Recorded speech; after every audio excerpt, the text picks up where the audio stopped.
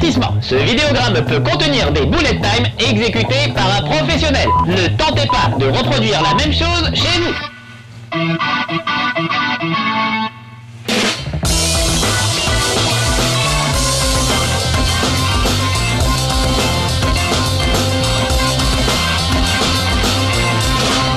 Chez Marcus.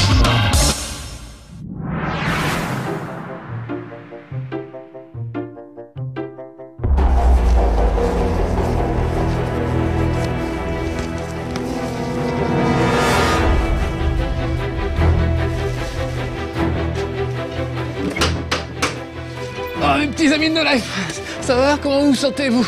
Parce que moi, bon, je vous apprends rien, mais je crois que j'ai été contaminé par le virus de Prototype 2. C'est très étrange, c'est un virus très étrange. Pourquoi? Parce que c'est un jeu qui est pas terrible. Honnêtement, c'est pas terrible. Et pourtant, je l'aime bien. Donc, c'est forcément un virus, c'est pas possible. Objectivement, et on a plein de reproches à lui faire, mais il y a plein de choses qu'on aime, notamment le look des monstres, qui sont assez fabuleux. Hein. L'idée, c'est qu'une épidémie visiblement fomentée par des labos pharmaceutiques diaboliques s'est abattue sur une grande ville, genre New York, et voilà, et vous devez essayer de survivre au milieu de tout ça en étant infecté vous-même, ce qui va vous donner des super pouvoirs. Mais bon, j'ai le guide de survie, ça devrait bien se passer. Ça, c'est l'édition collector, avec en plus la musique qui est excellente. C'est vrai que c'est assez épique, on a l'impression d'être dans un gros film de super-héros, un blockbuster, et finalement, c'est ça qui me plaît. Pourtant, c'était pas gagné d'avance, souvenez-vous, Prototype, premier du nom, était sorti en même temps que Infamous. C'était quasiment le même jeu, un gars qui a des super pouvoirs, qui a genre tous les super pouvoirs du monde. Du coup, bah, on s'en foutait un peu qu'il ait tous les super pouvoirs, ça rendait les choses finalement presque moins excitantes. Donc Infamous c'était comme ça, Prototype c'était comme ça. Je ne sais pourquoi je préférais Prototype à Infamous. Et là voilà Prototype 2 qui, vous allez voir, ressemble comme deux gouttes d'eau à Prototype 1. Toujours aussi répétitif, toujours aussi, on est toujours aussi puissant, hein, regardez, c'est quand même impressionnant. Donc on a juste changé de héros. Maintenant je joue le rôle non plus d'Alex Mercer, mais d'un gars qui s'appelle Heller, je crois. Mais exactement comme Alex Mercer, je peux grimper en haut des immeubles, voilà, faire des trucs absolument hallucinants, voler un petit peu. Donc c'est Superman, c'est Batman, c'est Iron Man, c'est Wolverine, parce que j'ai des griffes aussi. Là je vais pas les sortir tout de suite, ça risque quand même de faire un peu peur à la population. Alors curieusement, la population n'en a rien à faire que je grimpe en haut des immeubles, ça ne les choque pas du tout. Même les gardes et tout ça, voir un gars qui grimpe sur les immeubles, c'est finalement assez banal pour eux. Donc il y a plein de contradictions dans ce jeu. Je peux soulever, regardez, je peux soulever un truc comme ça, le jeter en l'air. J'ai vraiment tous les pouvoirs possibles. Des trucs hallucinants. Parfois on va me demander de faire un petit peu d'infiltration.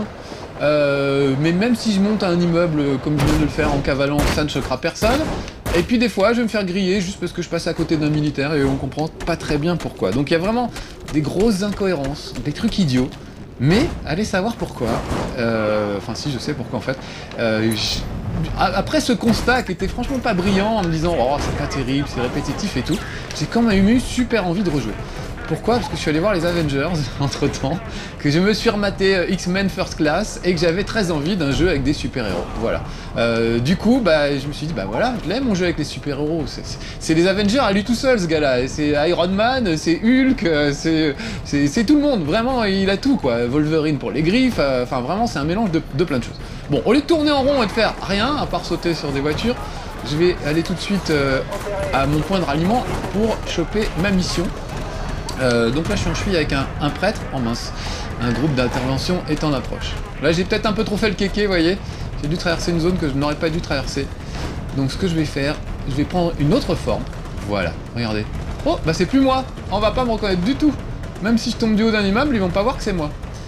Pourquoi? Parce que comme dans le premier épisode, je peux choper quelqu'un et l'absorber, regardez, et je me transforme en lui.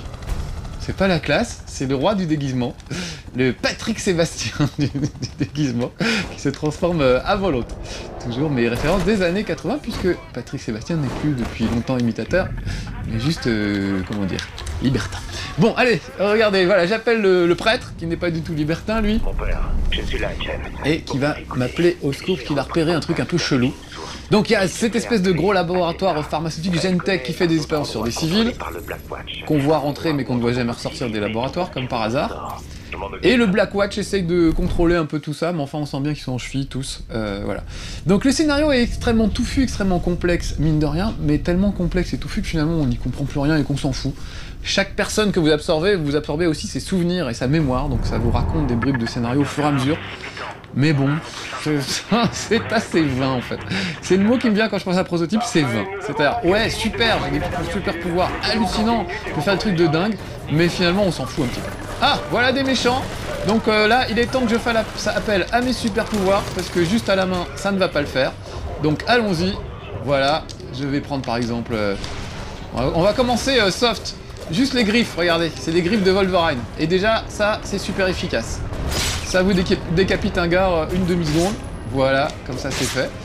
Je peux carrément me précipiter sur un gars qui est au loin, même un civil, vous voyez, parce que comme les bagarres sont assez confuses souvent, on sait pas trop sur qui on tape.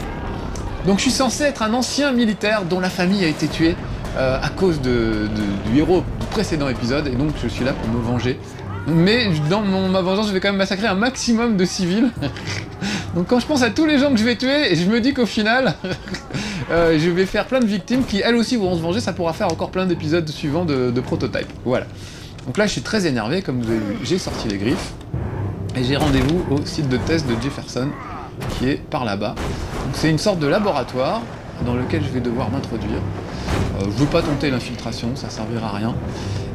Mais juste, il y a 2 missions, j'ai fait exactement la même chose. C'est-à-dire, je suis allé dans le même laboratoire. Évidemment, j'ai découvert des cobayes et des monstres. Et c'est d'eux que je tiens mes pouvoirs, parce qu'au début, vous commencez avec relativement peu de pouvoirs. Je dis relativement, parce qu'il peut quand même courir sur les murs, voler, sauter, faire des trucs hallucinants, défoncer un tank à main nue, par exemple, ça lui fait pas peur.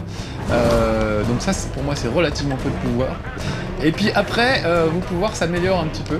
À chaque fois que vous tuez un monstre, vous prenez, par exemple, ses griffes, ou ses tentacules. Je vais vous faire les tentacules, qui est une arme assez facile. Voilà. Alors, je dois me mettre là, précisément, là où ça brille. Et oui, les pauvres civils, les pauvres malheureux, il faut que j'aille les sauver.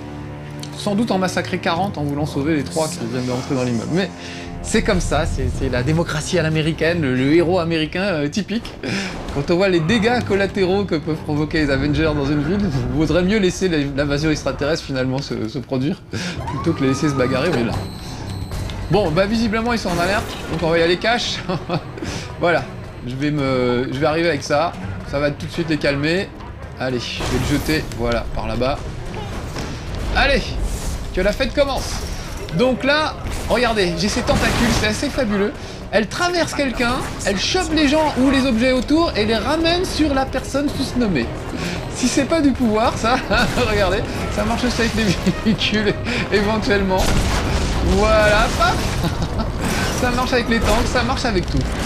Donc voilà, alors c'est vrai que c'est génial d'avoir un héros surpuissant, mais il est tellement surpuissant qu'on s'en fout et que finalement, il n'y a pas grand chose qui lui résiste, ou alors de manière très artificielle par moment. C'est quand même un petit peu dommage d'en arriver là. Voilà, regardez, un tank, je n'en fais quasiment qu'une bouchée. Voilà, ça c'est fait. Bon, c'est plaisanté.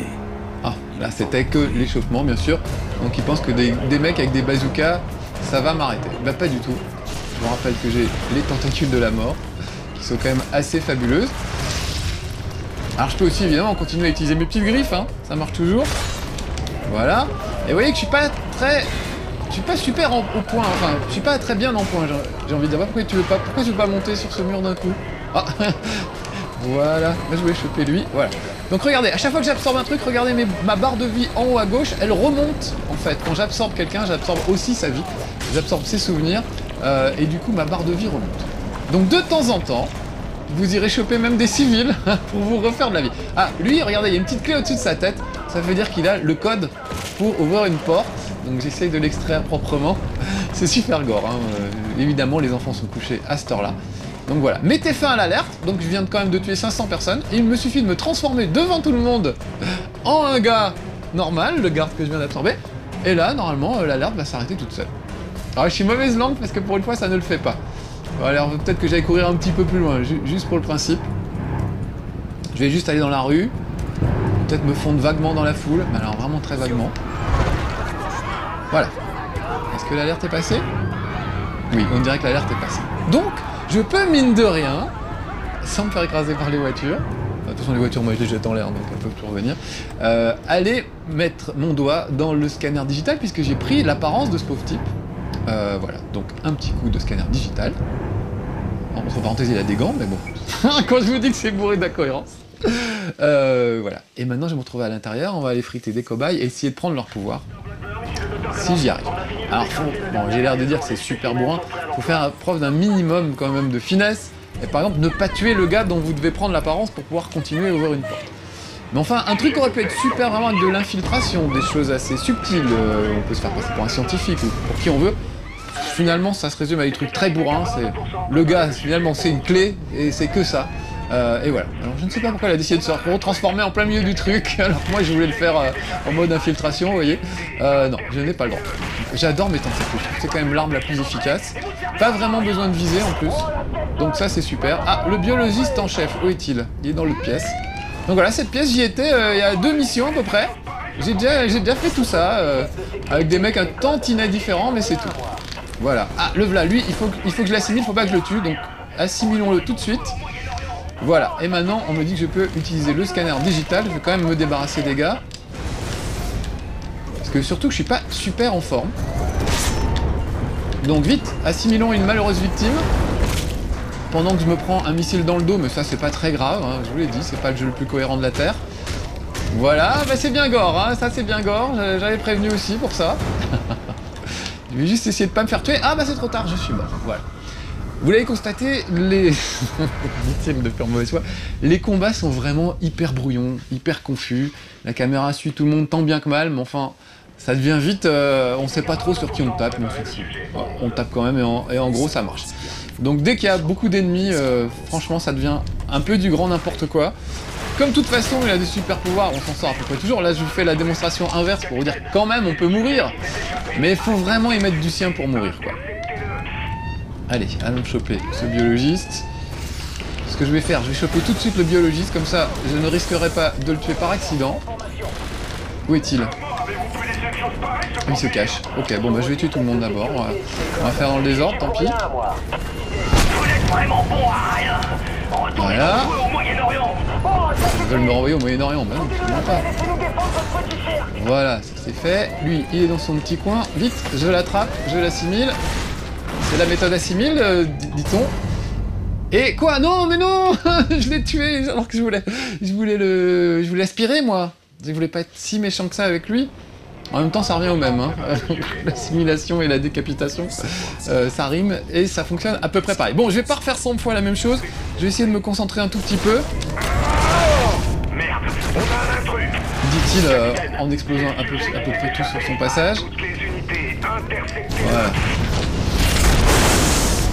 Donc, tout le problème consiste à buter tout le monde dans la confusion la plus totale, sans buter le scientifique qui lui n'y est absolument pour rien. Ou presque pour rien. Mais pour peu qu'il aille se foutre dans mon viseur, je vais être un petit peu obligé de le buter quand même. Voilà. Et pour peu qu'il se lock par hasard, enfin que vous le lockiez comme cible sans vraiment le vouloir, bah vous risquez de le buter, c'est ce qui m'est arrivé tout à l'heure. Alors que vous ne vouliez pas vraiment le buter. Et là, il y a un mec qui le protège, donc surtout, bien choper le gars. Il est où? Allez, allez. Voilà. Tout ce petit monde là, faut que je les bute. Mais pas le biologiste, il y en a un qui court là-bas. Non, non, c'est lui. Ouh là là, vite. Allons vite l'assimiler. Voilà. Proprement, enfin le plus proprement possible en tout cas. Ah voilà, le monstre c'est moi, hein, en l'occurrence évidemment. Voilà, donc maintenant il faut que j'aille ouvrir une porte qui doit se trouver par là-bas. Allons-y. Ah bah elle était juste à côté, c'était bien la peine de faire tout le tour. Voilà.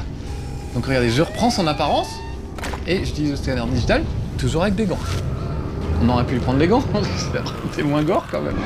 Voulez-vous prêter vos gants? On aurait pu demander même poliment. Alors voilà le monstre que je vais essayer de friter pour récupérer ses pouvoirs. Donc lui aussi, hein, je peux y aller avec mes pouvoirs. Oh, je vais surtout commencer par esquiver, ça sera un peu plus malin. Je peux toujours courir un peu dans tous les sens. Oh mais tiens, quelqu'un a eu la bonne idée de disposer des bazookas, un distributeur de bazookas, tout autour de cette pièce. qui est censé, je le rappelle, être un laboratoire, mais souvent dans les laboratoires, on sait bien, si ça tourne mal, on a droit à un distributeur de bazooka, histoire de, de faire face aux soucis. Donc, bah, je vais pas me priver, je vais prendre tous ces bazookas, et je vais les utiliser en esquivant quand même un peu mollement, comme je peux. Voilà. Vous voyez, j'ai pas vraiment besoin de viser, la cible reste loquée sur ce brave monstre. Ça y est, il est cuit, je saute dessus et je vais l'assimiler pour prendre ses pouvoirs. Et voilà. Alors c'est quoi son pouvoir? Lui c'est bouclier. C'est-à-dire je peux me mettre en boule. Ce que je vous dis c'est comment? C'est Iron Man, Hulk et ça, c'est surtout Barba Papa. Il peut vraiment tout faire, se transformer en tout ce qu'il veut. Hop! J'ai bloqué avec R1 et je renvoie le missile sur l'adversaire.